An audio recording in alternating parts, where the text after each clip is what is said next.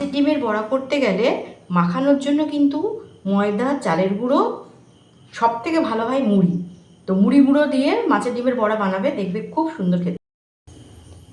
মাছের এই যে ডিম, এই মাছের ডিম আমার পুকুরেরই মাছ, সেই পুকুরের মাছের ডিম। তো তার বড়া করব। নিয়েছি এখানে দেখে নাও, পেঁয়াজের কুচি নিয়েছি, চিনি নিয়েছি একটু রসুনের কুচি, একটু আদা কুচি আর লঙ্কা কুচি। এর মধ্যে নুন মিষ্টিটা নিয়েছি, একবারে মাখিয়ে নেব।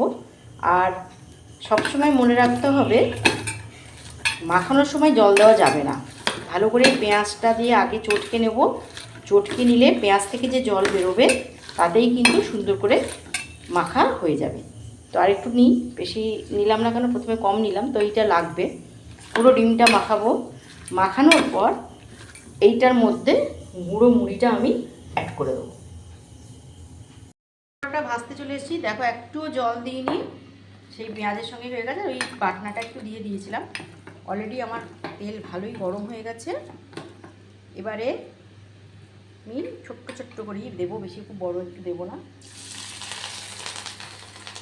তবে মাছের ডিমের বড়া করতে গেলে খুব সাবধান, একটু সরে করবে, কারণ এটাকে ছিটকায় দিন, তো এটা কিন্তু তোমাদের গায়ে ছিটকে আসতে পারে। মাছের ডিমের বড়া এখন তো প্রচণ্ড ডিম হচ্ছে, যে মাছই আসছে।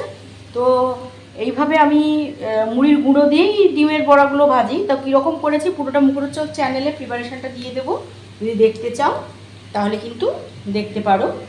আর সবথেকে বড় কথা হচ্ছে জল দিয়ে মাখা যাবে না, পেঁয়াজের সঙ্গেই মাখিয়ে নিতে হবে।